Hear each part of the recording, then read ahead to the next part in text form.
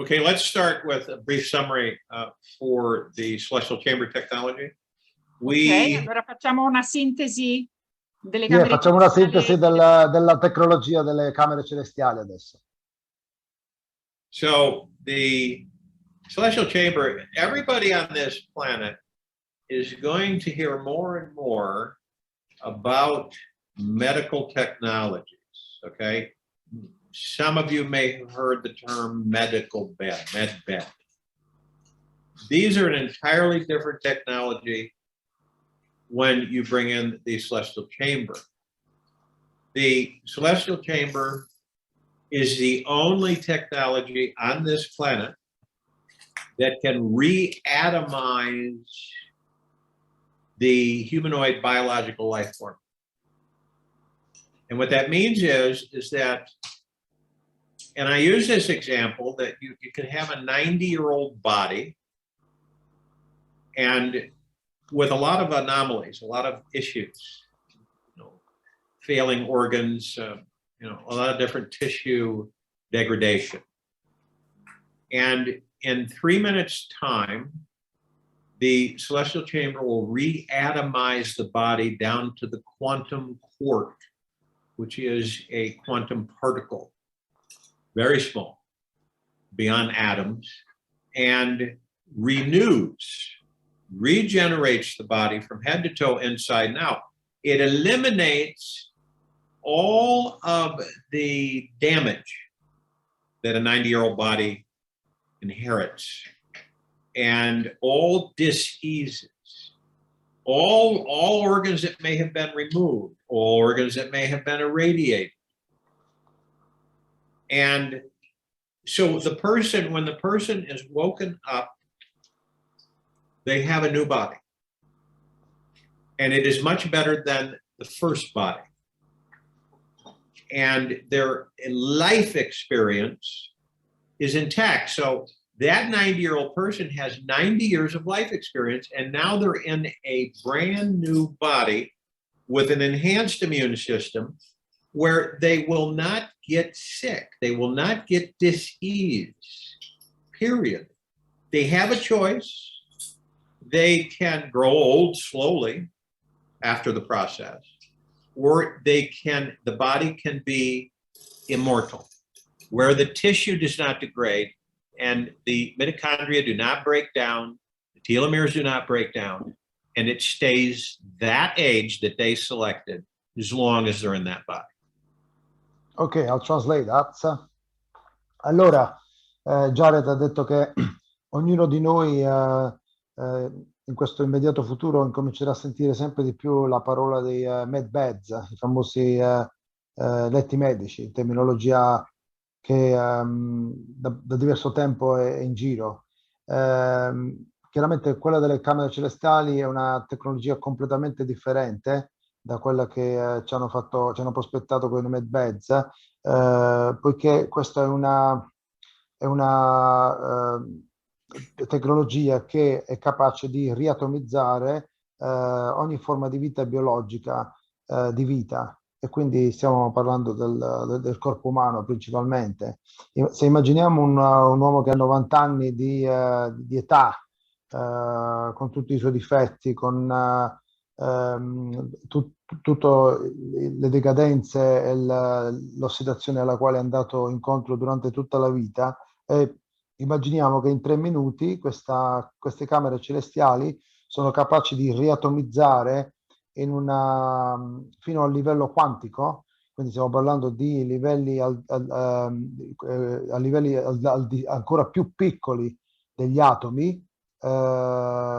Quindi questo rinnovamento elimina tutti i danni, tutte le malattie, praticamente reinserisce tutti gli organi che eventualmente erano stati rimossi durante la vita, e praticamente quando la persona ha avuto questo trattamento delle camere celestiali e si sveglia, si ritrova con un nuovo corpo, e comunque la sua esperienza di vita resterà intatta, però come abbiamo detto si ritroverà con un nuovo corpo senza nessuna malattia, e potrà scegliere di invecchiare molto, molto più lentamente rispetto a ciò che noi sperimentiamo al giorno d'oggi, o addirittura può scegliere di restare immortale, dove il sistema di mitocondria non riceve nessun decadimento e continua in maniera perpetua nel suo campo energetico. Ok, we're good to go. Okay. Now, there most definitely will be humans on this planet that find it difficult to wrap their minds around this kind of technology. It's far-fetched, it's way out there, so on and so forth. The purpose of introducing these technologies is obviously to save lives. This is not an Earth technology. It is not from this planet. And it is highly advanced, and it's to save lives. It's to save lives. So the celestial chamber that I just briefly explained, and the broad range replicator, these two technologies will proliferate the civilization of planet Earth. It's not going to happen overnight. It's not going to happen in a couple of days. But as time goes by, the replicator, the broad range replicator, it will provide everything that humanity will ever need. Clothes, dwellings, clean water, pristine, dense, highly nutritious food. It will eliminate, and it'll probably take about roughly maybe 10 years to eliminate money from this planet. The civilization will not use money because of the fact of the broad range replicator. They'll have anything they choose to desire, as long as it doesn't create or cause harm to the civilization. Now, the broad range replicator will replicate a dwelling, but the dwelling will be a living dwelling. There won't be any plumbing. There won't be any waste disposal and electric wires and cords and everything. It will read the inhabitant of the dwelling. It will keep the atmosphere at perfect temperature. It will keep clean, pristine water running when they need it. And you understand that you have the broad range replicator, so you will have all the dense, deep, nutritious food that tastes better than what you can grow on this planet. It will end pollution. It will end any form of degradation of the landscape, the air, the atmosphere. We will not use plastics, fossil fuels, and combustible engines and electric cars, and we won't be using those technologies. We'll be able to replicate any technology that we choose, that we have available in our database with the artificial intelligence, which is controlled. So the artificial intelligence in these technologies can only do its duty. It cannot expand beyond that duty, which is to comply with the database and the creations that we've loaded the database with. And the database is very vast. So just simple to understand, the celestial chamber ends all disease and physical, biological deterioration. The broad range replicator ends starvation, ends poverty, ends homelessness, ends pollution, starts, the oceans will repopulate. All the damage that humanity has done to this planet will be undone. The impact of just these two technologies is as far-reaching as your imagination cares to go. Okay, let's crack on with this. Allora, Jared praticamente ha detto che molti esseri umani chiaramente troveranno molto difficile capire queste due tecnologie, mi riferisco alle camere celestiali e anche ai replicatori. Il proposito principale di queste tecnologie, che non sono di questo pianeta, sono di un altro universo, sono quelle di salvare principalmente quante più vite possibile. Queste tecnologie faranno proliferare la nostra civilizzazione, soprattutto questi replicatori a larga gamma, che praticamente hanno la possibilità di darci qualsiasi cosa che si possa fisicamente immaginare. Quindi con questi replicatori possiamo riprodurre case, quindi abitazioni, accomodazioni di qualsiasi tipo, l'acqua, acqua pulita, alimenti, vestiti. Stiamo parlando di una tecnologia che dovrebbe gradualmente prendere corpo in approssimatamente 10 anni. Questa è un po' la stima approssimata che ha detto Jared. E l'obiettivo principale di questi replicatori sarà quello di eliminare definitivamente quello che noi chiamiamo denaro. Quindi perché avremo a disposizione qualsiasi cosa, non sarà più necessario avere a che fare con l'industria manifatturiera, tutto sarà riproducibile con un tocco di un bottone. Chiaramente fino a quando non ci siano delle intenzioni nefaste, perché quelle saranno proibite. Perciò, per quanto riguarda per esempio la riproduzione delle case, delle abitazioni, praticamente non ci saranno più case con cavi elettrici, l'atmosfera avrà una temperatura costante in base alle necessità dell'ambiente in cui si sta vivendo, anche la temperatura sarà controllata in maniera molto rapida, l'acqua sarà assolutamente pristina, immacolata, i migliori alimenti con i migliori nutrienti saranno resi disponibili, molto più di ciò che noi possiamo crescere nel terreno. Quindi grazie a questi replicatori ci sarà la fine definitiva dell'inquinamento, non ci sarà più la degradazione del suolo, non useremo più le plastiche, non useremo più i carburanti fossili, possiamo riprodurre qualsiasi cosa che sarà presente nel database, che è vastissimo, ha una gamma di cose impressionante. E quindi come conseguenza principale non ci sarà più la fame che noi abbiamo a che fare ogni giorno, scompare la povertà, tutti i danni che purtroppo noi abbiamo fatto su questo pianeta per tutti questi secoli e millenni saranno rimossi una volta per tutto. L'impatto di queste due tecnologie è al di sopra di qualsiasi immaginazione e quindi sarà molto importante andare avanti con questo progetto, secondo ciò che ha detto Jared. Oh, ok, we're done. Okay. So understanding that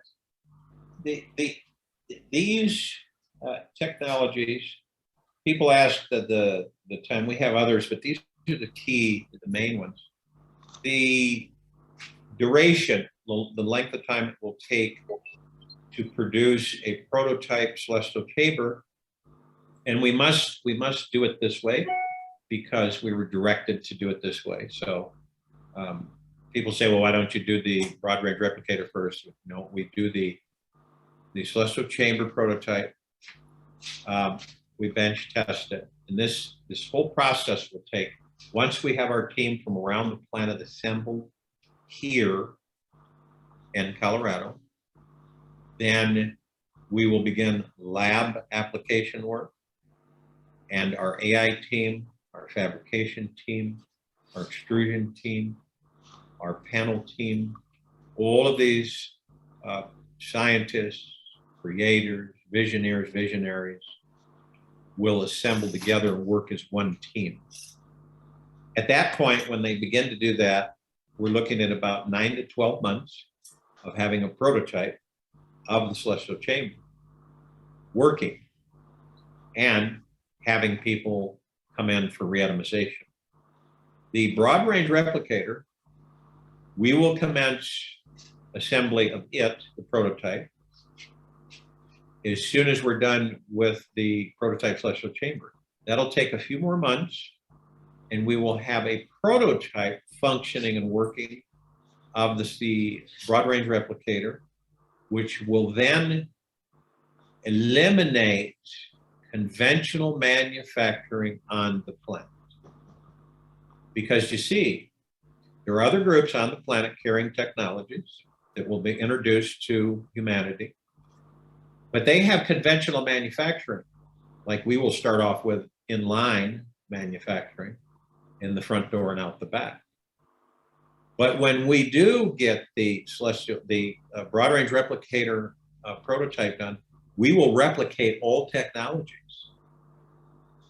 It will reduce manufacturing time by over 1,000%.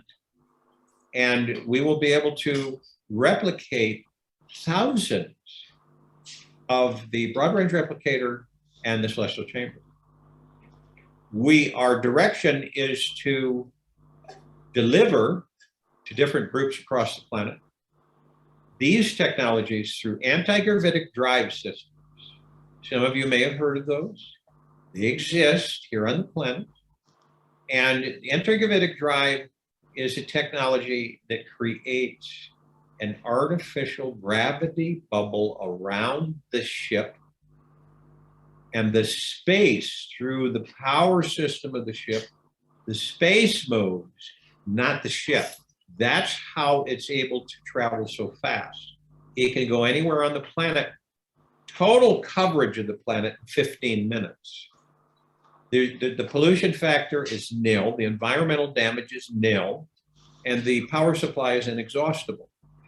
So all of these factors incorporating with these technologies, we can deliver quickly.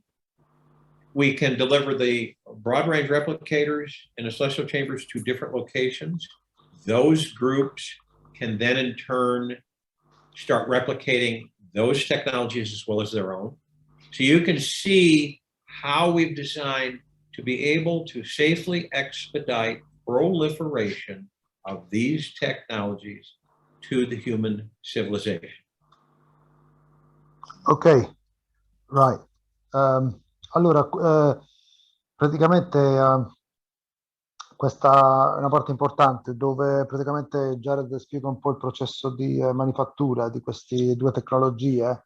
La durata per la produzione del primo prototipo sarà quella delle camere celestiali. C'è stato praticamente imposto di fare le camere celestiali come prima fase. Una volta che il team completo viene messo insieme nella zona di Colorado, dove saranno realizzate questo macchinario, questo prototipo, si incominceranno i lavori di applicazione nel laboratorio. Chiaramente si parla di gruppi di scienziati, visionari, tecnici, tutte queste persone messe insieme assembleranno le camere celestiali, il prototipo, nel giro di 9 o 12 mesi. Chiaramente il prototipo, il completamento del prototipo è abbastanza una milestone importante, perché una volta che questo viene praticamente terminato, c'è l'assemblaggio dei replicatori, dopo che il primo prototipo è stato finalizzato. Quindi qualche mese in più, dopo che viene prodotto il prototipo, chiaramente si va avanti con la fabbricazione di questi replicatori. Chiaramente una volta fatto il replicatore, noi potremo riprodurre qualsiasi tipo di tecnologia che è nel database, e questo chiaramente rimuoverà il bisogno di fare la manifattura sull'inventario.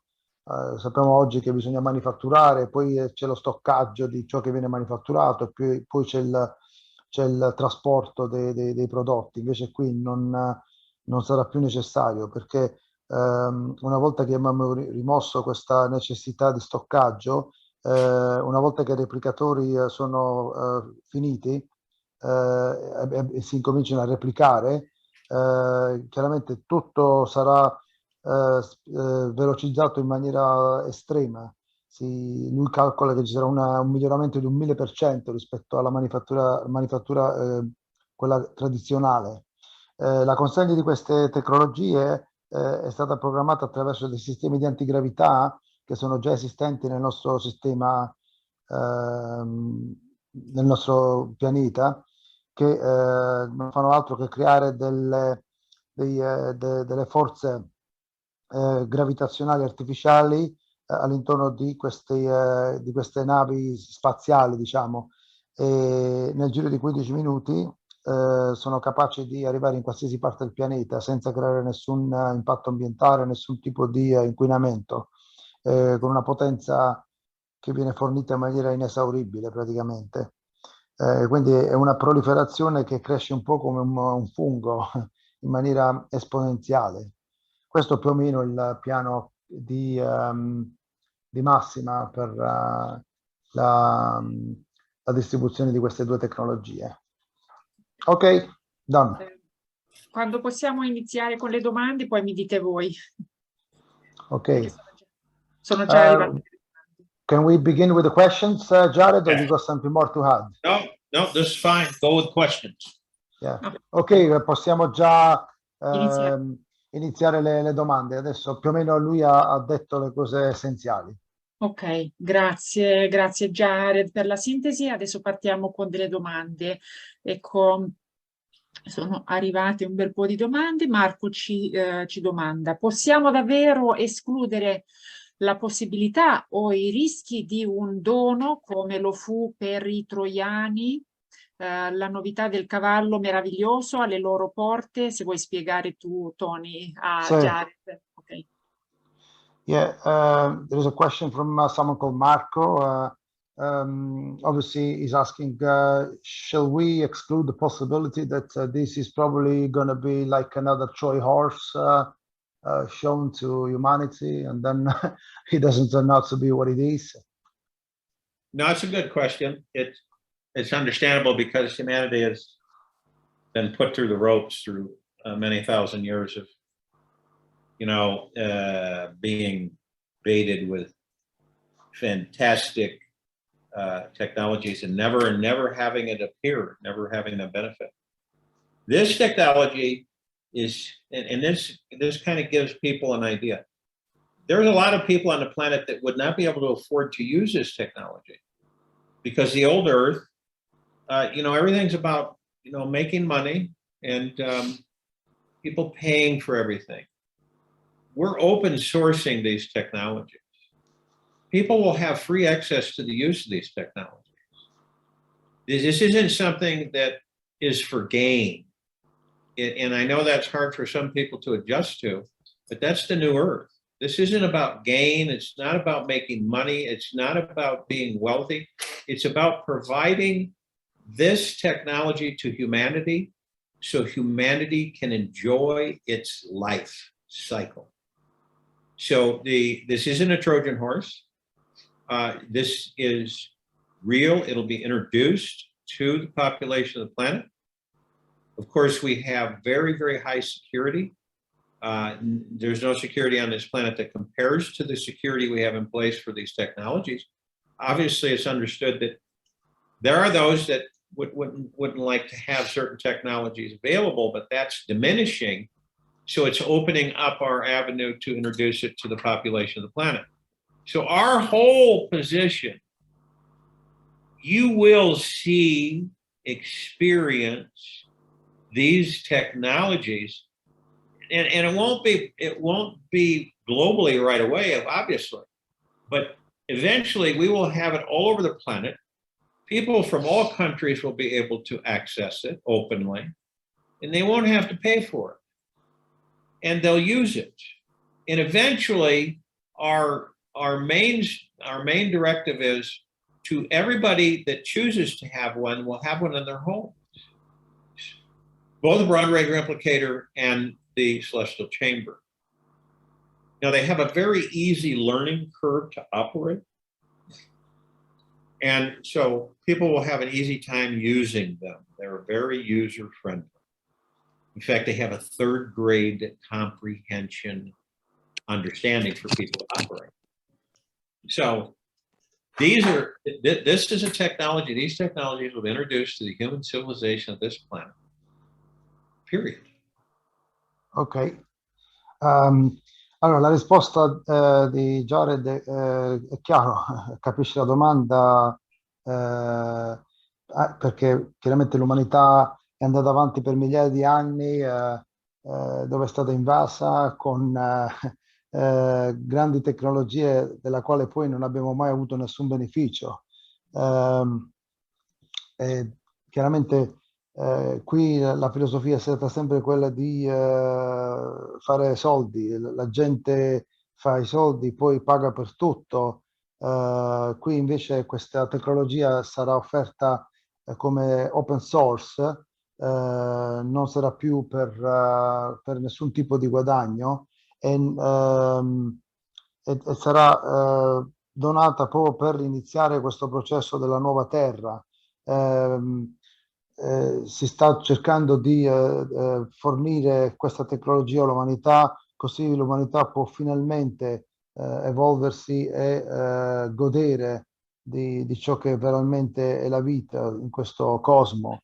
Non si tratta assolutamente, nella maniera più assoluta, di un cavallo di Troia, non è una cosa che è stata così messa lì per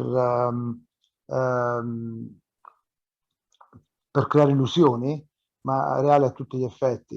Il sistema di sicurezza che è stato costruito intorno a questo progetto è assolutamente di primissimo piano, non c'è nessun sistema più sicuro di questo. E praticamente noi sperimenteremo queste tecnologie su tutto il pianeta, non ci sarà più bisogno di pagare niente, neanche una lira per usare. E alla fine l'obiettivo è che tutti avranno nella loro casa questi due dispositivi. Sono molto facili da apprendere a usare.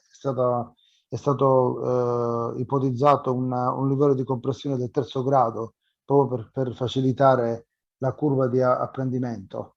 Quindi più o meno questa è la risposta che ha dato Jared. Grazie. Io prendo tutte le domande che arrivano perché vedo che sono in conseguenza. Allora, sotto il profilo teologico e biblico, perché Okay. gli extraterrestri, ecco, amichevoli, insegnano una dottrina non cristiana, cioè insegnano la reincarnazione? Questa è la domanda. Okay. One question that came from one of our listeners is it's about theology and the Bible. So he's asking why our extraterrestrial beings are teaching reincarnations then. What's the reason behind? Trying to understand the question. Are they talking about reincarnation from what perspective? Ok, quando parli di reincarnazione, in che prospetto ti riferisci? In che senso? Non ho capito bene la domanda. Perché poi c'è un'altra domanda, ecco, per conseguenza logica, cautela, c'è da chiedersi se è la volontà di Dio o...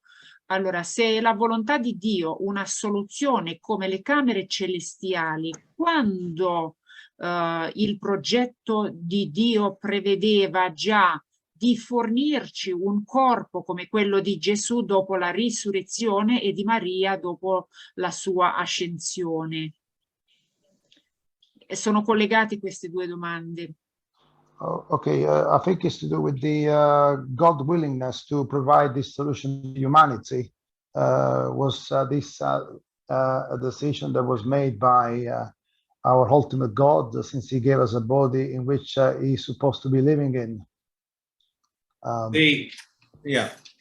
Understanding that these bodies that we're in, okay, there's a lot of information that humanity is not privy to the civilization through tens of thousands of years. Yeah. We incarnate into a physical form most of the time. Sometimes it's not necessarily a humanoid form. Could be a tree, could be anything. And God is life. Life is God. So Yeah. when you look at your body, the process that this civilization has been taught from the beginning is that aging is natural. That aging of all things on planet Earth are natural. So the sequence, you are born into a body, you enter a body, you are the God within the body, and then the body ages and eventually it expires and the God leaves the body, and then reincarnation takes place. Then you enter another body and you start the cycle over again. So aging is not a natural state of being. This is a big surprise to the planet. They'll learn that it is not a natural state. So at one time, if you look into the Bible and you read, at one time, humanity lived to be 1,000, 2,000, 3,000 years old in one body. And I have met beings on this planet that are not from this planet, that are 20, 30,000 years old and look 35. See, this is not a concept. It is a reality, but humanity is new to this understanding. So it's just beginning to surface for their comprehension. So when you look at the celestial chamber and you look at someone whose body is broken, it's aged, it's diseased, or people with blown off limbs and implants and irradiated organs and everything. It's barbaric that what happens to these bodies, and we allow the allopathic system on this planet to do what it does to these bodies. So doesn't it make sense that we stop the aging and the degradation of biological tissue, the human body, and we're able, from the body standpoint, from the biological life form, the body, not the God, not the soul within the body. So doesn't it make sense that the soul is divine perfection? Period. The body is not divine perfection because it has been manipulated, genetically modified in many different ways that aren't positive ways. So with the celestial chamber, the body is made new, and it can be, it's up to the individual's choice. It can be immortalized, so the body does not age ever. That means that the person can stay in the body if they choose. We have some people that say, I've got a lot of work to do on this planet. I'm not interested in having my body decay so that I have to leave it and not remember what I gained in experience in this life and have to start all over again. I want to be able to stay in the body. I want to be able to convey my knowledge and move forward with humanity and assist humanity in forward motion and higher vibrational frequency. So I've interviewed thousands of people on the planet through the years. These are the consensus that have surfaced from spirituality, which is the God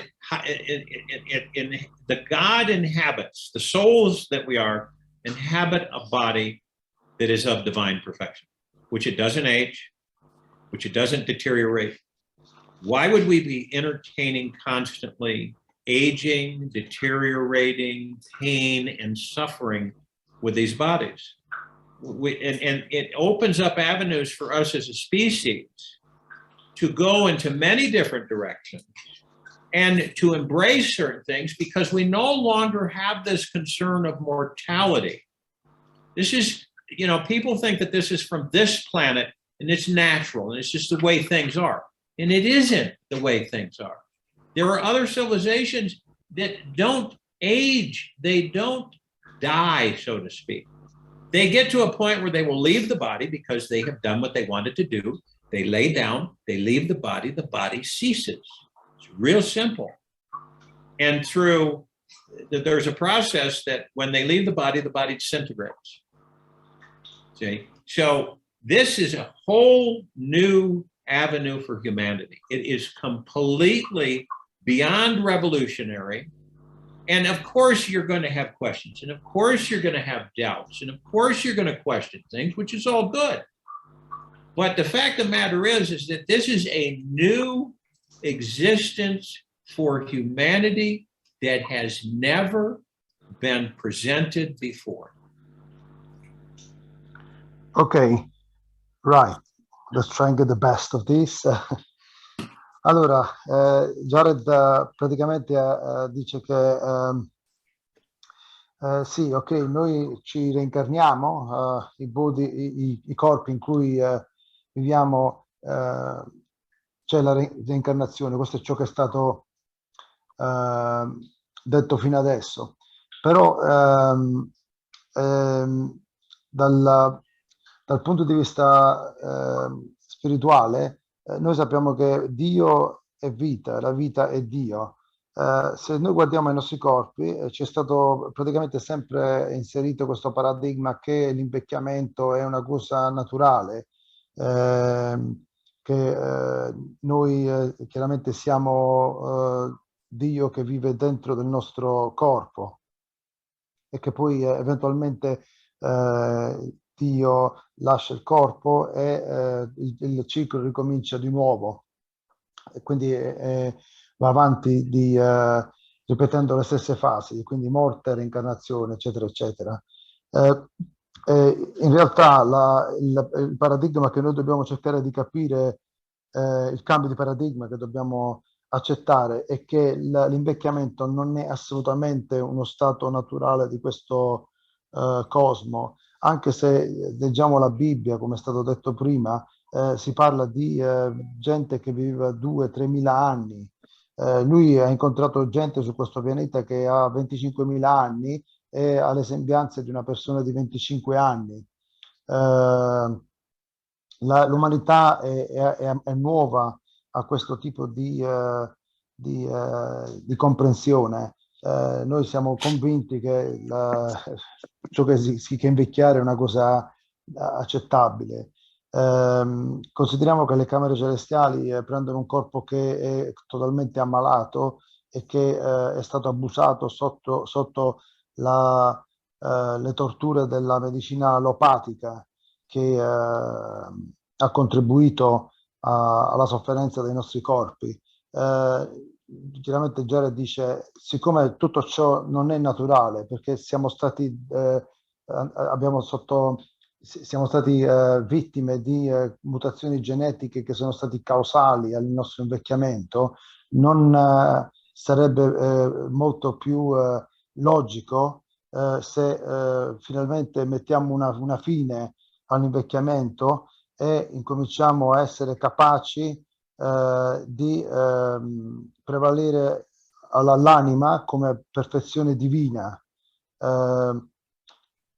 perché praticamente avere un nuovo corpo attraverso le camere celestiali è una cosa che sembrerebbe abbastanza accettabile, perché la gente, molte persone sono troppo occupate per lasciare il loro corpo, e questo succede in altre parti del cosmo, e ricominciare di nuovo il percorso di reincarnazione è una cosa molto scomoda, mentre è molto più conveniente stare nel tuo corpo molto più a lungo.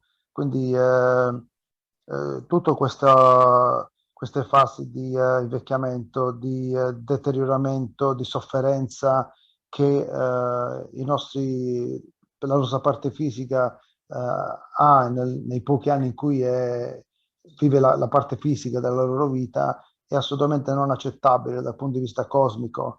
Quindi altre civilizzazioni che sono su altre parti di questo cosmo non invecchiano per niente, non muoiono, praticamente scelgono di andare una volta che hanno compiuto il loro compito. Queste idee sono chiaramente al di sopra del rivoluzionario, ed è logico che ci siano domande come queste qui, tutti si chiedono come mai, ma è possibile, sarà una cosa reale. Quindi secondo Jared, chiaramente con queste camere celestiali e questi replicatori praticamente ritorniamo alla sorgente, dove non c'è più l'invecchiamento e noi possiamo scegliere come libero arbitrio di anche avere l'immortalità. Quindi più o meno questo è il nocciolo del discorso. Grazie, veramente. Ok, allora, questa è una domanda che arriva dalla maggior parte di voi per quanto riguarda la realizzazione come prima ai replicatori e da metterli subito in produzione, ipotizzando costi minori e massima velocità di recupero dei costi. Quindi prima replicatori e poi le camere celestiali. Perché ovviamente con i replicatori si possono replicare anche le camere celestiali, qualsiasi cosa, qualsiasi altra cosa. Okay, Jared, this is a question that has come across quite a lot among most listeners. Very simply, they're asking, would it not make sense to manufacture the replicators first and then get the celestial chambers up and running soon afterwards? Yes, that question's been posed before. Our agreement with the civilization that gave me the technology, gave us the technology, they wanted us to do it this way. That was the understanding. We asked actually if they could produce, say, 1 million of the technology, you know, the celestial chamber, the broad range replicators. So we wouldn't have to do that. We could just start right off. Their response was that their civilization was given the technology and they did it exactly the same way. They want us to be intimately involved in the creation of the technology for the civilization of planet Earth. So in order to do that, we have to have hands-on. And they wanted us to do life is the highest supreme value in the universe. The celestial chamber preserves life. And so we will build it. They wanted us to build it, the prototype, not give us a whole bunch of them so that we didn't have any intimate involvement, so to speak. That it was, you know, there wasn't any emotion involved with it, with our energy and our frequency. So this is why we are doing the celestial chamber first, a prototype, and then to the broad range replicator. Ok. Allora praticamente c'è un accordo con la civilizzazione che ci ha donato queste tecnologie che prevede praticamente quest'ordine. Anche Jared aveva chiesto se non fosse molto più facile che loro stesso producessero milioni di questi prototipi in modo da facilitare il nostro compito, però loro hanno risposto che noi dovremmo essere intimamente coinvolti nella costruzione di queste tecnologie per capirle molto più approfondamente, non trasformarle in qualcosa di freddo che viene accettato così, senza capire ciò che loro fanno. Siccome la vita è il valore supremo in questo universo, e siccome le camere celestiali sono studiate per preservare la vita, questo è il motivo principale per il quale ci hanno imposto di seguire questa sequenza invece. Grazie. Sì. Allora, c'è un'altra domanda. Che differenza c'è tra Medbed e le camere celestiali? Hanno la stessa funzione? Okay, this is a question you probably heard a lot in the past. What is the difference between the med beds and the celestial chambers? Do they have the same functions? No, there's the med beds are medical technology applications. And they don't reatomize the body. They are, I would like to see them right now for humanity to access them, but that's not the case right now. But what they do is they'll help with organ replacement. They'll help with it. They're slow, much slower. They, in order to replace a limb, it's about a couple of weeks if you have a missing limb with these med beds. Okay. They also, they're more automated. They're not human assisted. So the person lies in the bed and they have like robotic arms and different devices that perform surgeries, elimination of tumors, and you know, other issues that the body actually attracts. And so their technology is medical bed. Without a doctor applying surgeries and everything, these beds will do that. They'll also eliminate, like I said, eliminate tumors.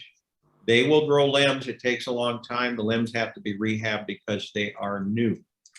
In the celestial chamber, they are exactly as they were before they were removed or blown off or lost or whatever. So the MedBed technology is a good thing because it will acclimate the civilization to understand that these technologies are here to stay, that they're not temporary, and that it'll acclimate them emotionally and mentally to understand that it will help their bodies without, non-invasive in most cases. So no cutting and no taking out, no radiating, and no chemo, cancer treatments or anything like that. So these are, let's put it this way. The med beds are the precursor to the celestial chamber. Ok. Praticamente i med beds non hanno la stessa funzione delle camere celestiali.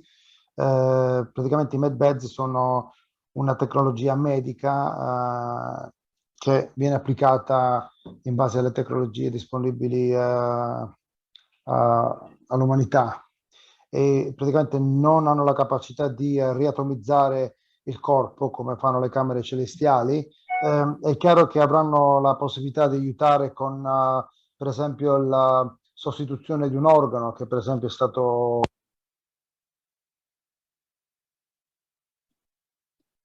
Abbiamo perso l'audio di Tony. Vediamo un attimo se lo possiamo recuperare. Proviamo. Proviamo adesso. Ancora. Aspetta, completazione. Ok. Mi sentite? Pare che si sente. Pare che si sente. Perfetto. Ok. Allora, ripeto di nuovo. Di nuovo non si sente. Sicuramente è un contatto imperfetto. Mi sente Adesso? adesso? Ok? Ok.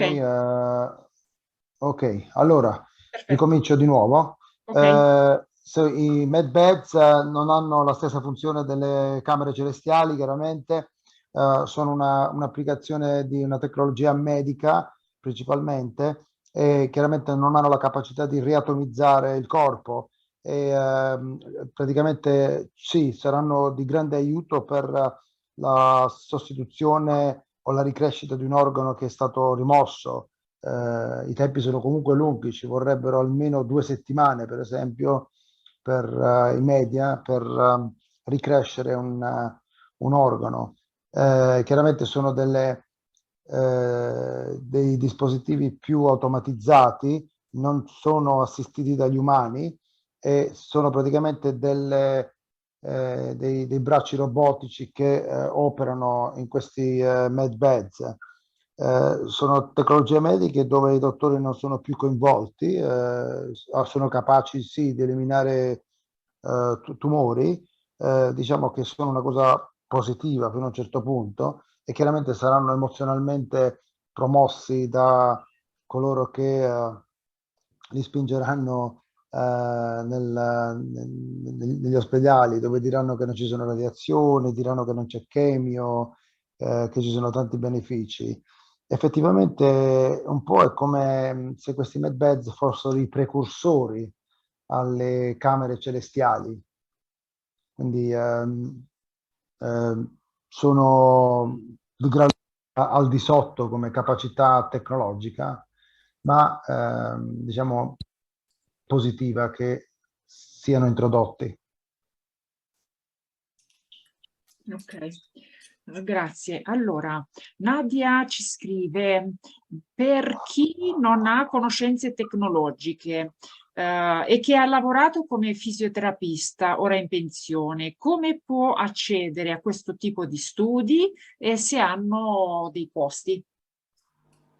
Studi di cosa? Di... Studi per quanto riguarda le camere celestiali, come utilizzarli e replicatori. Okay, we have a question from someone who's asking for people like myself, for instance, who works as a physiotherapist, how can I access studies associated with the Celestial Chamber, if available? When what we do is we have people that want to become on the planet, different parts of the planet, interactive, or to be able to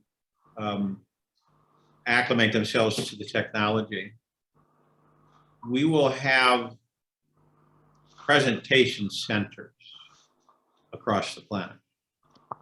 These centers, we will invite on a secured basis groups of people such as those who are in physiotherapy, alternative medicines and applications, people who have left the allopathic industry and have decided to go more into the homeopathic and naturopathic, that really want to, you know, physical therapists that want to get involved in using the celestial chambers for their patients and in their clinics, in their healing centers, and whatever, you know, even if they're operating out of their homes and they're treating people.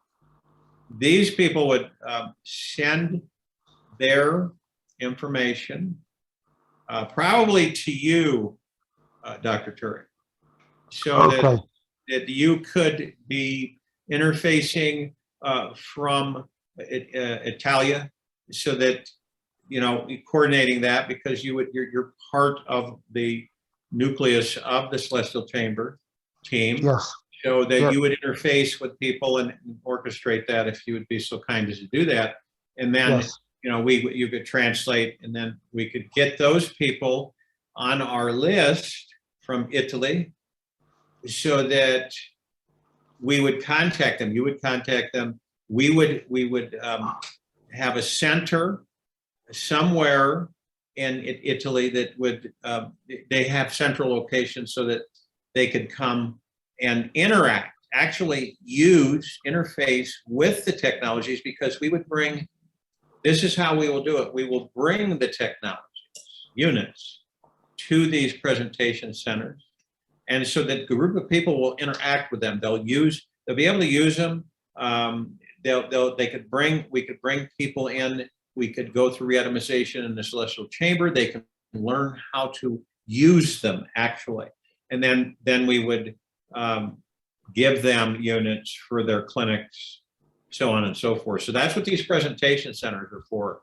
They're to acclimate clinicians and medical personnel that have alternative applications. They have a much more broader spectrum of understanding and advancing health for humanity.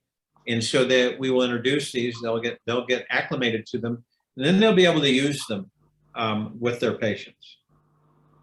Ok, allora ci sono tante persone che effettivamente vogliono essere coinvolte, interagire con questa tecnologia, vogliono capire tutti i dettagli.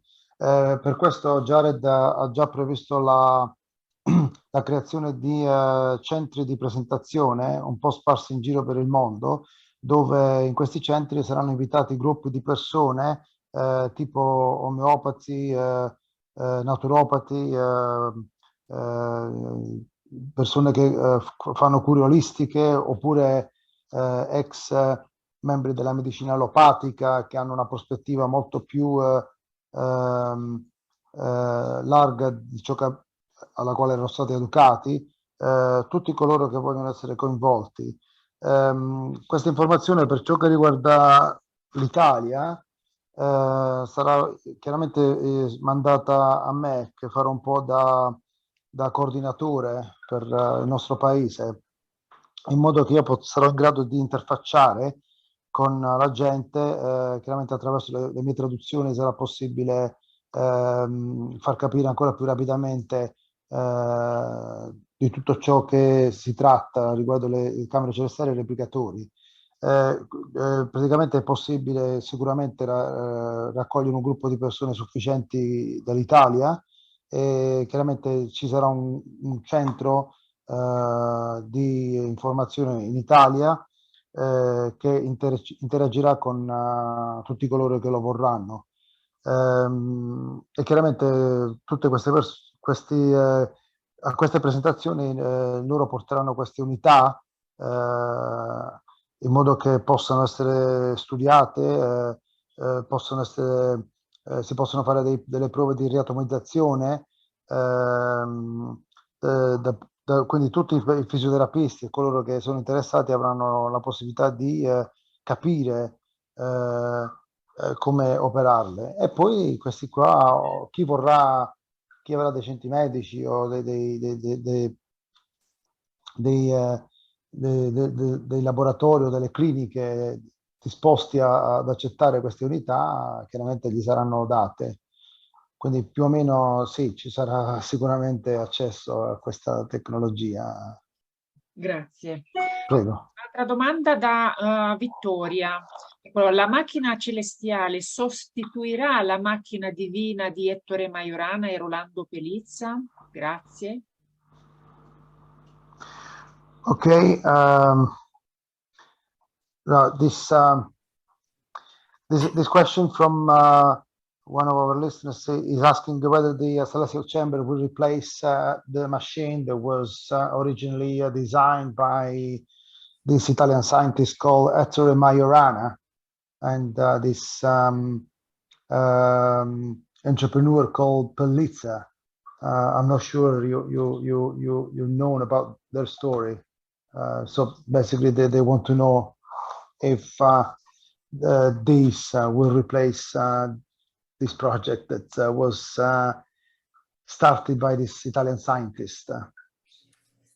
It's this technology is so far advanced compared to any other technology on and above and below this planet, inside, outside, being held in caverns and caves and other civilizations. It is meant to replace by far all healing technologies on the planet.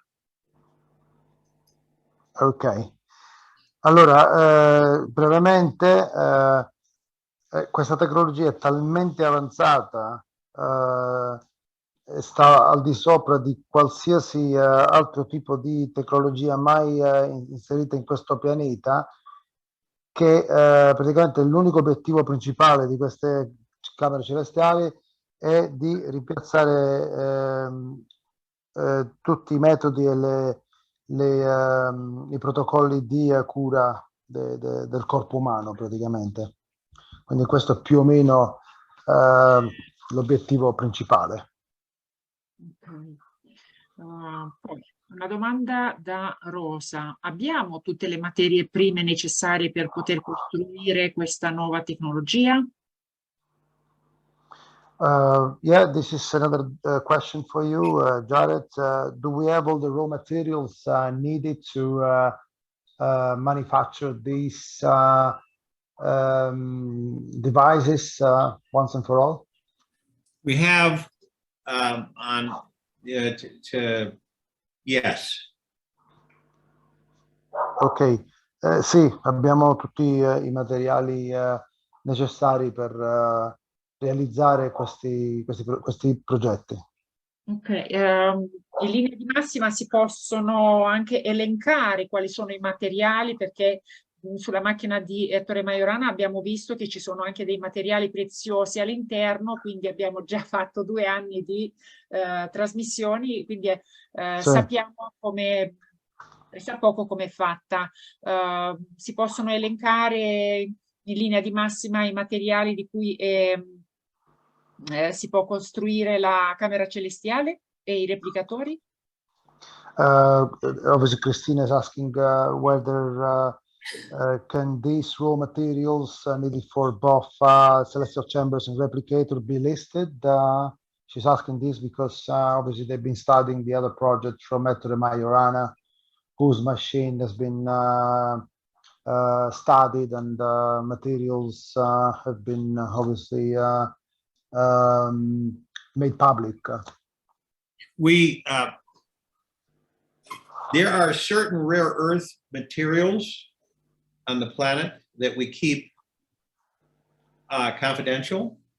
Yeah. And this is a different, see, we're in a different atmosphere, a different approach than others on the planet that are creating and are sourcing and materializing these different technologies. See, our direction is to circumvent conventional direction of technologies. And on this planet, conventional is that you invent, you create, invent, you assemble, you build, you bench test, and so on and so forth, and then you get it out to the public. I don't know if any of them are open sourcing. I don't know if any of them are offering it free of charge to anybody that needs it. We have the broad range replicator.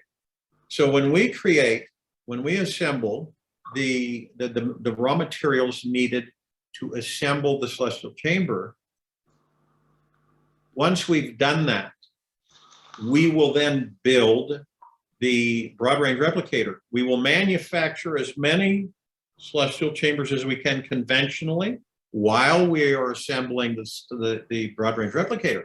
But that will then complete, once the broad range replicator prototype is complete, it will negate our manufacturing process. We will turn it into housing and inventory space. And the replicator will replicate all of the raw materials. Everything that's needed will be in the database. And the replication will come out of the energetic cosmic atmosphere that will be assembled from the quantum level to the actual use level, which hasn't been done on this planet. By far hasn't been done. The closest thing they've come to any form of replication is a little bit more advanced than the 3D replicator, the 3D printer. And this, see, people have a hard time understanding this. A lot of the scientists do too, and a lot of the inventors. This is way beyond what Earth has produced ever in its history. This is about, we will fill the database with the materials, the raw materials needed. The AI will assimilate and understand those properties through frequency modulation and frequency photon light energy emission, and through the ion particle wave, the tachyon particle, and the plasma energy frequencies, all combined and literally refined to create these technologies. And most people say from thin air, pretty much. And so we will produce thousands, millions of broad range replicators that would take 1,000 times more time, effort, and labor to create than what we will do with the broad range replicator. We'll be able to go out into the field. We will be able to replicate technologies that would take months to normally manufacture, distribute, circulate. So we're literally changing the way things are made on this planet, period, forever. So that the thought process is that you're in a lab, and you're tinkering, and you get these raw materials, and then you assemble and you get it all together, and then you bench test it, you quality test it, market, and then you get it into use, into operations, so that people can start using it. See, Yes. ours is a lot different. We literally remove all of that process, and we replicate. We replicate the CCs, the wands, we replicate the broad range replicators, and it's endless. And we could replicate thousands in a day. Thousands in a day. Mhm. Ok, right. Allora, praticamente quello che diceva, ci sono dei materiali sulla Terra rari che fanno parte di questi, di questo progetto. Chiaramente in questo momento sono mantenuti in maniera completamente confidenziale. Il loro approccio chiaramente è drasticamente diverso rispetto alla direzione presa dai percorsi manifatturieri tradizionali, dove praticamente si disegna, si costruisce il prototipo, poi bisogna prendere i materiali e ricostruire continuamente su una base di inventario. Qui praticamente loro praticamente creano questi materiali necessari per manifatturare sia le camere celestiali che i replicatori. Chiaramente mentre costruiscono i replicatori, lui ha spiegato prima, le camere celestiali saranno prodotte in maniera convenzionale per un breve periodo, però nel momento in cui i replicatori vanno in funzione, una volta che questi vengono completati, quindi in quel momento saranno capaci di replicare automaticamente direttamente dall'atmosfera. Praticamente stiamo parlando di assemblaggi che avvengono dal livello quantico a un livello fisico. Non è mai successo questo nella storia del pianeta Terra. L'unica cosa che si avvicina lontanamente sono queste stampanti 3D alla quale che sono sorte negli ultimi anni. Chiaramente tutta questa informazione viene assimilata dall'intelligenza artificiale, la quale capisce, chiaramente non sarà mai conscia, attraverso le onde, le particelle delle onde, attraverso i tachyoni e attraverso la frequenza del plasma, vengono tutti raffinati per creare tutto ciò letteralmente dall'aria, quindi dall'atmosfera, attraverso queste onde energetiche. Ho elencato i tachyoni, ho elencato la frequenza del plasma. Tutti questi metodi fanno in modo che tutto venga manifatturato direttamente dall'atmosfera.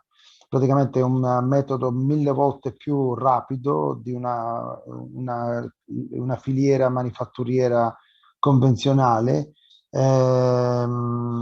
e praticamente si cambieranno la maniera in cui le cose vengono costruite in questo pianeta per sempre. Si potranno replicare migliaia e migliaia di questi replicatori in un giorno, in una maniera totalmente infinita.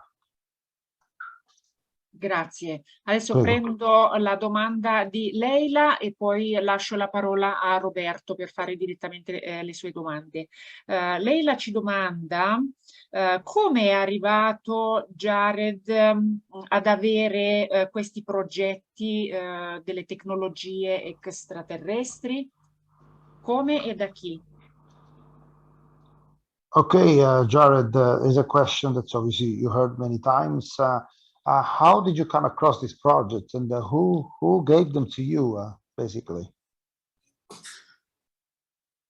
We've been incarnating on this planet for a long time, and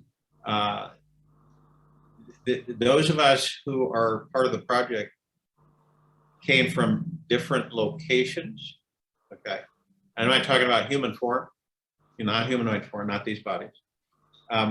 Some of us came from there's many universes out there. A lot of people don't understand that. And we came from the 39th universe, in a massive galaxy called the Silver Galaxy. Our physical form is a mist. It isn't biological, so to speak. We move as a mist, is the best way to put it. Or we can be many places at one time. And so that we volunteer. We volunteer to assist planets that are in dire straits, like this one, on the brink of self-annihilation. So the civilization that came to us and was aware of Earth's perils, they gave us this technology as they were given the technology. And when their planet and civilization was in peril through self-degradation and misunderstanding and misinterpretation. So we agreed that we would bring these technologies to planet Earth in this quadrant of the Milky Way galaxy, in this synthetic universe, and implement it and get it to proliferate throughout the civilization. And so this is the technology that was given to us with stipulations and understandings, and I've shared some of those on this presentation today. So through those directives, through what they wanted us to do, we are doing. And we literally have been incarnating for thousands of years on this planet to this point so that we now can implement these technologies. So it sounds strange, but these technologies are very old. They have been around for a very, very, very long time. To this planet, they're highly advanced and very new, as it was when it was introduced to their planet and their civilization. So this is a divinely guided, so to speak, collective consciousness direction of technologies that will revolutionize this planet, help the civilization heal in many ways, and help it move forward, and understand that these technologies are temporary. They're meant to train the civilization to understand that eventually the civilization won't need these technologies. They will be able to orchestrate this with themselves. And that's what this civilization did, that gifted this technology to us. So these are training wheels. This is a technology that will, and we believe because it's done it before, it will educate humanity to understand that it has the power already to do the things that these technologies will perform on their bodies, period. So this is the long-term understanding of the introduction of these technologies to the human civilization. Ok, so questa è una risposta abbastanza importante. Allora, praticamente noi ci siamo incarnati qui per tanto tempo, per migliaia e migliaia di anni. Coloro che vengono da diverse incarnazioni, ci sono diversi universi, non ce n'è solo uno, ha sottolineato Jared. Lui praticamente viene dal 39esimo universo, dove praticamente le forme di vita si sviluppano in maniera biologica e si muovono come se fossero una specie di nebbia. Lui praticamente durante una di queste reincarnazioni del passato si è reso volontario per assistere il nostro pianeta. La civilizzazione che è venuta da noi ci ha dato questa tecnologia così come gli era stata data a loro, in un momento in cui il loro pianeta era in una forma disastrosa come lo è il nostro. E quindi bisogna anche capire che c'è stato un accordo di accettare questa tecnologia per chiaramente aiutarci con con l'oscurità nella quale noi stavamo e stiamo ancora sprofondando. Cioè, chiaramente ci sono state delle stipulazioni per poter adottare queste tecnologie. Comunque è da capire una cosa molto importante, che queste sembrerebbero delle cose nuove, ma sono delle tecnologie molto vecchie che sono state in uso per tantissimo tempo nel passato remoto. Sono guidate in maniera divina e chiaramente rivoluzioneranno questo pianeta. Però bisogna tenere presente di una cosa: queste sì, ok, arrivano ad assisterci, però sono temporanee, perché noi non avremo bisogno per tanto tempo. Praticamente una volta che ci siamo allenati abbastanza con l'uso di queste macchine, noi saremo in grado di orchestrare tutto ciò che queste macchine fanno noi stessi saremo in grado di generare queste frequenze che potranno fare qualsiasi cosa che vogliamo. Quindi sono delle tecnologie che servono per educare la nostra umanità in modo che in un giorno non tanto lontano noi riusciamo a fare tutto ciò che fanno queste tecnologie da soli. Non dimentichiamo ciò che disse Gesù: voi sarete dei e farete cose più grandi di me. Si riferisce anche a questo contesto, quella frase famosa che tutti noi conosciamo. Infatti sono molto collegati queste tecnologie con ciò che Gesù ci ha lasciato come parabole. Grazie. Cioè, Ecco, prego, adesso prego. lascio la parola a Roberto, se vuole aprire col microfono per fare le domande. Grazie Roberto. Eccoci. No, non voglio favoritismi, Cristina, potevi leggerla tu. Allora, probabilmente qualcuno ha già letto la domanda. Comunque la rileggo.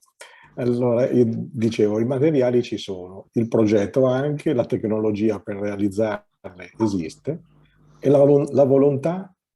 Siamo così sicuri che l'umanità sia pronta a queste innovazioni? Chi ha sempre ostacolato il progresso e l'evoluzione cercherà anche in questo caso di impedirne la realizzazione delle camere celestiali? Questa è la domanda, se anche Jared pensa che la volontà ci sia. Lui ovviamente ci conta, come tutti noi ci contiamo, ma guardandomi in giro e vedendo come l'umanità in generale si comporta, ahimè, non ho troppe speranze che ci sia questa volontà. Okay, Jared, this is quite a good question. Obviously, Roberto has mentioned that we got the raw materials, we got the projects, the ideas are fairly clear as to what the manufacturing plan is likely to be. What about willingness? Are we willing or ready to, as a civilization, to really undertake this step? Are we going to get mucked around by those who have always been hiding major technologies? Obviously, is referring to the elite of the world, because obviously Roberto has been observing what's around him, and he has little hopes that there is a willingness from our standpoint to undertake this route. Yes. The understanding that we have a security structure unprecedented on this planet, way beyond any comprehension of security for protecting humanity's access to advanced technologies.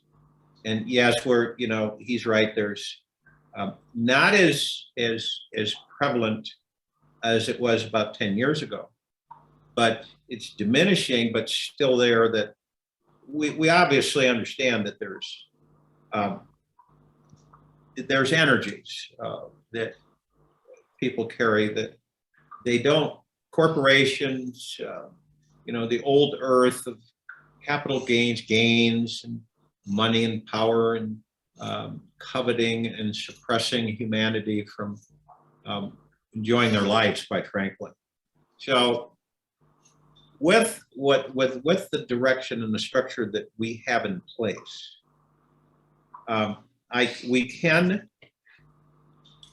circumvent interference to the point where we will be able to safely get these technologies to humanity and to protect those who use the technologies, so that we've seen to a certain extent the proliferation of the celestial chamber and broad range replicator on the human race, human civilization. So the interruptions, and we believe that the people will begin to understand that this is here to stay. It's not going to be thrown in a warehouse, locked away, everybody involved eliminated. That it won't be that direction.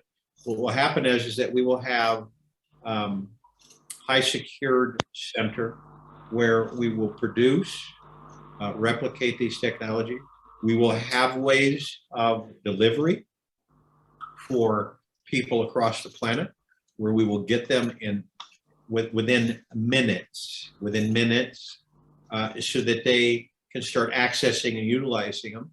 In the beginning, it will be very tight security for all involved using and interfacing and acting and interacting, which I'm sure everybody understands. The mitigation of the evil of this planet is in full swing for all of humanity. So that there's not this is moving along very rapidly now. And so a lot of these dark ones will not interfere to the extent they would have had the power to do so many years ago. So we have the ability to, this time, where these technologies will not be confiscated, they will not be thrown in a facility and kept from humanity. And we wouldn't have begun this endeavor for humanity and this planet if we did not know that. Okay, I'll go quickly. Allora, dice Jared che una cosa importante riguardo questo progetto è che abbiamo una struttura di sicurezza che è di proporzioni colossali, mai vista in questo pianeta. Questo è stato fatto per proteggere l'umanità questa volta, una volta per tutte, da possibili interferenze. Loro capiscono che ci sono energie che remano contro queste nuove forme innovative, i famosi capital gain alla quale siamo stati abituati fino adesso, che hanno soppresso l'umanità con questo nuovo approccio, con questa nuova struttura che noi abbiamo. Stiamo praticamente isolando una volta per sempre l'interferenza, in modo che siamo in grado di dare questa tecnologia all'umanità e proteggere soprattutto coloro che la useranno. Chiaramente questo succederà anche a me quando avrò la possibilità di inserire queste unità. L'interazione tra coloro che usano queste macchine e la gente farà in modo che anche la gente comune capirà che questo progetto non morirà.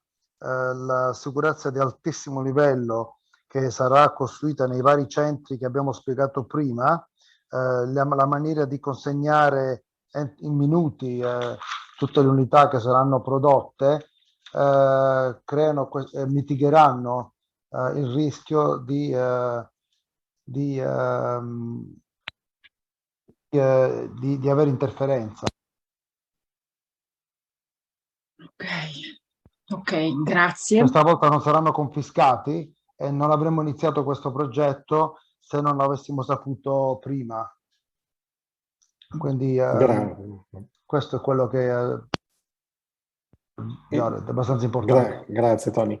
E il discorso era la volontà.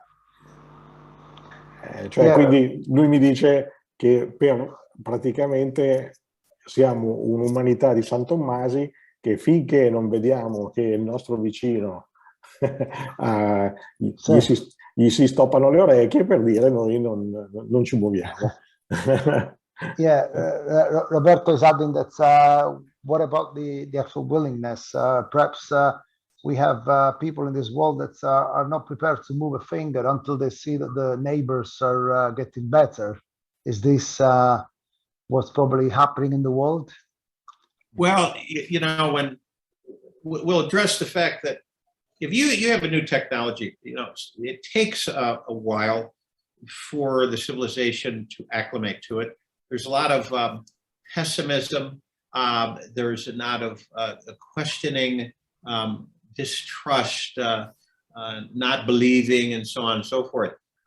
During the process of the people going through re-atomization, we have a counseling session that we discuss with them actually, you know, why are they there, what they really want to accomplish with their bodies.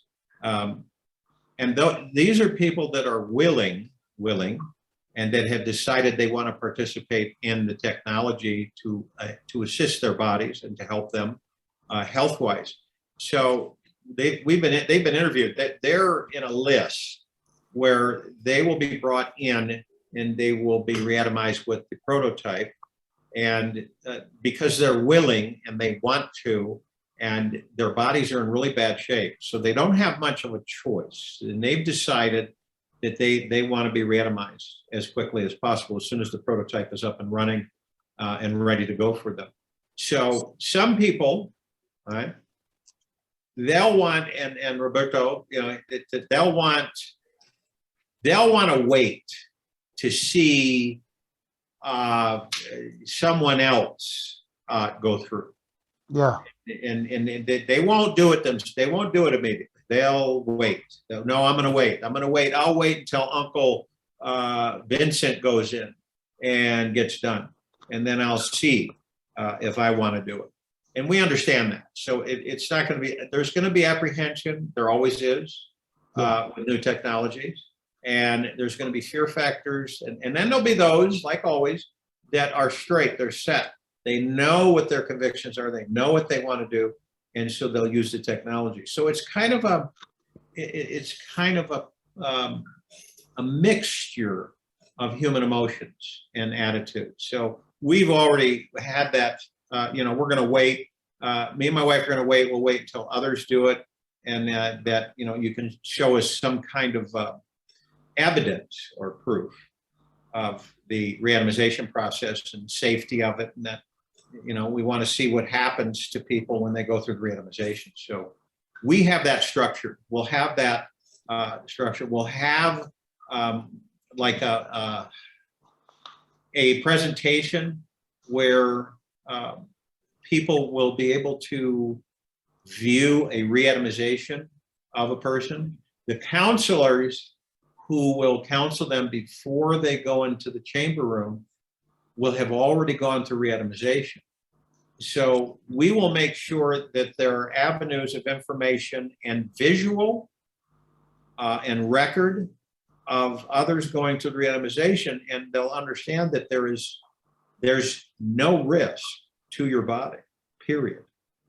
The element of any form of malfunction is about 1 billion, about 1 in a billion. That's this technology is so refined, so advanced. It's been designed that way. So it isn't designed to harm at all, and it is designed to renew. Ok, right. Allora, praticamente, certo, come tutte le cose nuove, per la nostra civilizzazione ci vorrà, c'è sempre un periodo in cui ci vuole un po' di tempo per accettare queste nuove innovazioni. Sappiamo che c'è c'è sempre un sentimento di poca fiducia, pessimismo, poca confidenza, però dice Jared, una volta che noi abbiamo iniziato i processi di riatomizzazione e di counseling, che sono sessioni che abbiamo già accordato con persone che sono già in lista di attesa per aggiustare i problemi vari di salute nella quale si incontrano. C'è una lista di persone che sarà riatomizzata una volta che il progetto prenderà corpo. Queste sono persone che non hanno poi così tanta scelta, sono persone che vogliono aspettare, chiaramente ci saranno, e quindi sono persone che vogliono a tutti i costi cercare di migliorare la situazione. E poi c'è sempre un gruppo largo di persone che sappiamo benissimo che vorranno aspettare per vedere che qualcun altro ha fatto questo protocollo, avranno apprensione, avranno paura, fattori di paura che intervengono come nella natura umana.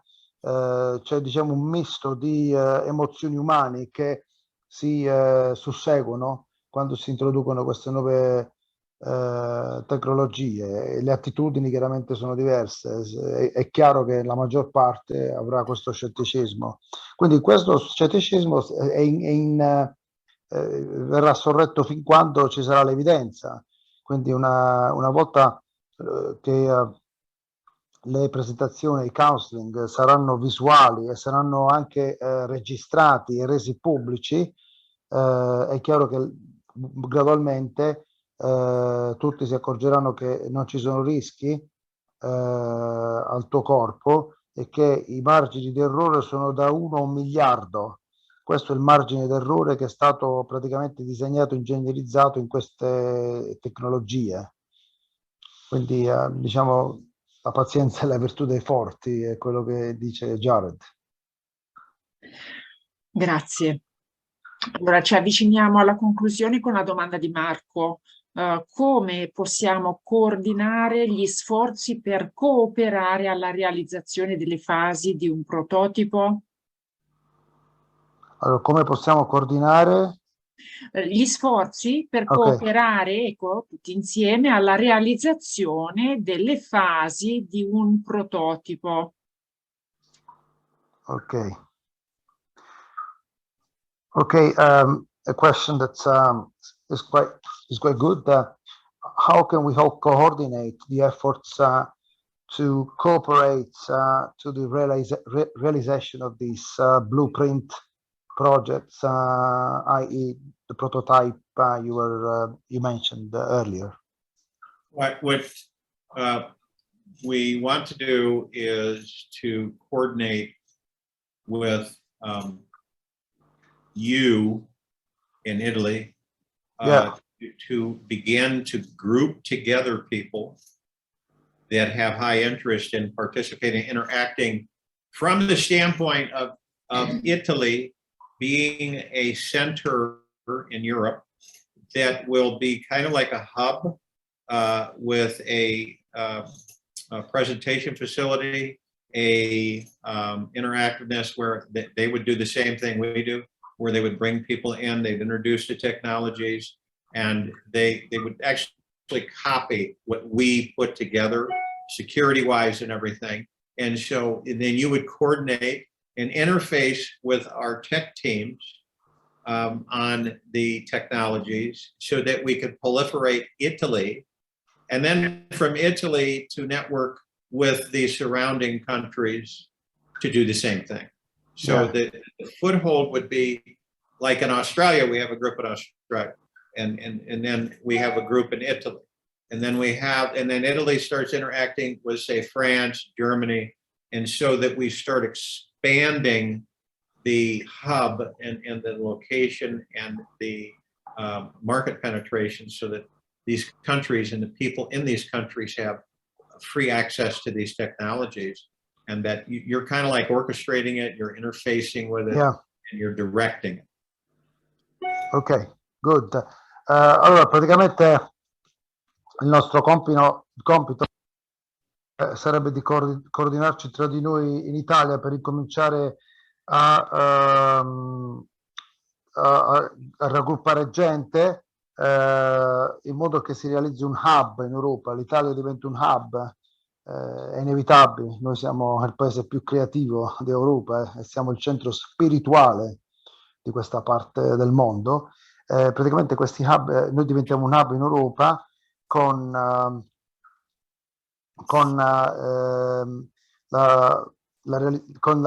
realizzazione di questi centri di presentazione, in modo che coloro che vengono attratti da queste presentazioni che si faranno in questi centri possano copiare e interfacciarsi con il nostro team in America. Chiaramente noi ci coordiniamo attraverso di me con loro, il loro team, e chiaramente questo poi darà la possibilità di coordinare gli sforzi anche nel resto d'Europa. L'Italia può interagire anche con Germania, Francia e tutti i paesi limitrofi per poter espandere la diffusione e proliferazione di queste tecnologie. Quindi abbiamo stabilito un ponte indistruttibile tra noi Italia e il gruppo di Jared. Ok, perfetto. Allora, vedo anche Leila ha scritto: il mio pensiero è che non siamo noi che siamo pronti, ma gli interessi di pochi si sovrappongono sempre con la corporazione italiana. Non so se vogliamo dire a Jared anche questa informazione. Allora, gli interessi L'interesse della corporazione italiana. Magari questo lo lasciamo per dopo. Ok, io sì. adesso vorrei lasciare proprio per concludere la parola a Jared per andare in conclusione e poi ci salutiamo tutti. Vi lascio la parola a Jared per una breve conclusione. Noi ti ringraziamo infinitamente per per la preziosa serata condivisa con tutti noi. E qua adesso lasciamo un attimo la parola a Jared prima di salutarci. Okay, Christina is obviously thanking you for the time and information that you provided, and she wants you to come out with a summary conclusion of this webinar. Okay, she wants me to do a conclusion? Yeah, if you want to Summarize. yeah, summarize. Okay. Well, in summarizing the technologies that I've discussed with everyone your evening out there, understand that this isn't something that is years and years away. This is something now. And the people of planet Earth deserve it. It's way overdue. We have witnessed much suffering on this planet of all peoples globally. Yeah. And it is unacceptable at this point. So we believe that by shifting, change is good, shifting the mentality and understanding of the populace of the planet, that the allopathic industry is dead. When these technologies hit your homes and where you reside, it will change the way you live forever. It's hard, it's difficult for some to comprehend through imagination how this is going to affect. It's a kind of a curve. So what you're looking at is, and this is, see, this is the areas where some people will, some people won't. It'll take them a little bit longer, and that's fine. You won't, the body won't end. Your soul never ends. So why should the body end? The body only ends when you determine that you decide you want to leave it and do other things. okay? And this technology affords you that if you choose to do so. If you choose to grow old slow, start off young, grow old slow, you can always go back in the chamber, reatomize. So you have many options with these technologies. I've only scratched the surface, okay, with the time allotted. The broad range replicator, you're looking at no lack of for planet Earth, no destruction of the environment, no natural resources being eliminated. That won't be needed anymore. We won't need to cut down trees. We won't need to do any of that stuff. We won't need to pollute the oceans. We won't be using petroleum, crude oil. We won't be using all these synthetics and things that cause us a physical issue, cause attacks on our bodies. All of the elimination of diseases and viruses and bacterians, they'll be there, but they won't affect the body. So your food level, your nutrition value, there won't be obesity on the planet. The reason there's obesity is because the body says eat more because there's not enough nutrition in the food, there's not enough energy. Our food system on this planet has been completely bastardized for the people of planet Earth. Its ability to feed the people good energy and increase the health of the body is very, very lacking. GMO products and everything. We will eradicate all that. And it won't take forever. And the technologies won't be hidden away from humanity. They'll be out front and center. So in summary, you're looking at literally you as part of this civilization of planet Earth. That you choose, it's up to you to choose, no one else. You choose to be immortal, your body will be immortal. You choose to be disease-free, you'll be disease-free. You choose to have the best nutritional value of food consumption ever, you will. You choose the type of dwelling, you choose things, you choose these technologies that will be made and afforded you across the board. Clothing, everything, all of your needs and then some. In a nutshell, we came here as gods in entering bodies to experience physical form, physical life, to enjoy our lives. Every single one of us deserves the best of everything, period. That's it, okay? And the human civilization of this planet will have the best of everything as they choose accordingly. So this is the technologies you're looking at. This isn't some kind of, pie in the sky type thing. Years have gone into this technology, lifetimes, generations of civilizations and different universes. It's saved trillions of lives throughout its existence. And as I said, it's not new in other planets, it's new here. And we've introduced it. And we'll continue to introduce it. And these units will become available. And all of you, when you choose to use them, you'll be able to use them. Ok, good. Allora, praticamente dice Jared, dobbiamo capire profondamente che questa tecnologia non è distante anni luce da noi. Noi la meritiamo, abbiamo sofferto troppo in questo pianeta e questo è assolutamente inaccettabile.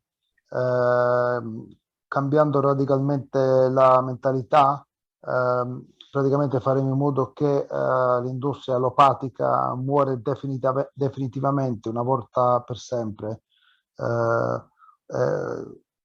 Una volta che abbiamo questa tecnologia sotto il nostro controllo, la nostra vita cambierà per sempre, il corpo non avrà più una sua fine, chiaramente la nostra anima non finirà mai, e chiaramente perché far morire il corpo se l'anima è eterna?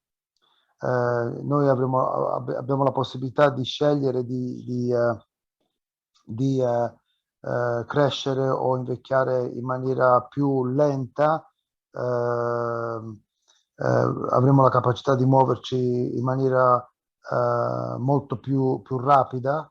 E per ciò che riguarda i replicatori, basta pensare che non ci sarà più distruzione del pianeta, non ci sarà più bisogno di tagliare gli alberi, non ci sarà più bisogno di usare i fossili, il carburante fossile, il petrolio, diciamo.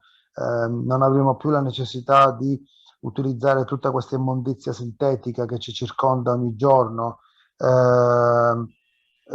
Tutto praticamente sarà eliminato, incluse tutte le malattie. Non ci sarà più l'obesità che in questo pianeta ha preso corpo negli ultimi decenni, proprio perché gli alimenti non hanno nessun tipo di energia più, con i famosi GMO. Il sistema dell'alimentazione è stato bastardizzato fino ai limiti, quindi tutto sarà eradicato, e questa tecnologia non sarà per niente nascosta. Noi sceglieremo se essere immortali, se vogliamo vivere di più, se vogliamo invecchiare lentamente, se vogliamo, in quale casa vogliamo vivere, quali vestiti vogliamo indossare. Noi siamo venuti qui per sperimentare la vita bella, non certo per soffrire come abbiamo sperimentato fino adesso. Ognuno di noi merita il meglio del meglio. Quindi questa tecnologia che noi stiamo parlando ha già salvato miliardi e miliardi di vite in diversi pianeti. Quindi qui è nuova, però è già altamente consolidata in altri posti di questi universi, diciamo. Quindi questa è più o meno la conclusione scoppiettante di Jared.